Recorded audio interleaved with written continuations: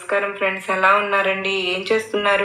అందరూ బాగున్నారు కదా? మన అమ్మ దయ వలన అందరూ బాగుండాలని మనస్ఫూర్తిగా అమ్మవారిని కోరుకుంటూ అందరూ కూడా ఆరోగ్యంగా ఆనందంగా ఉండాలని, మీరు కోరిన కోరికలన్నీ కూడా అమ్మవారు తీర్చేయాలని మీ తరపున నేను కూడా మనస్ఫూర్తిగా అమ్మవారిని కోరుకుంటూ ఉన్నాను. ముందుగా అమ్మవారి పాదపద్మం ఒక్కసారి నమస్కరించుకుని వీడియోలోకి వెళ్ళిపోదాం. ఈరోజు అమ్మవారు సందేశం ఏంటి అంటే కనుక, మనందరి కోసం ఏం సందేశం తీసుకొచ్చారు అని అంటే కనుక, బిడ్డ ఈరోజు ఒక తీయటి వార్తతో వచ్చాను, ఒక సంతోషకరమైన వార్తతో వచ్చాను. ఈ శుభవార్త విన్నావు అంటే, ఈ తీయటి వార్త విన్నావు అంటే ఎగిరి గంతులు వేస్తావు తల్లి.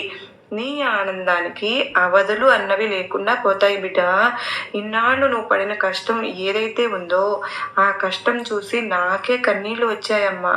ఈ బిడ్డ నీ కష్టం చూసి లాంగ్ వీడియో ప్రెస్ చేసి చూసి మీకు నచ్చితే కనుక చిన్న లైక్ ఇవ్వండి ఫ్రెండ్స్.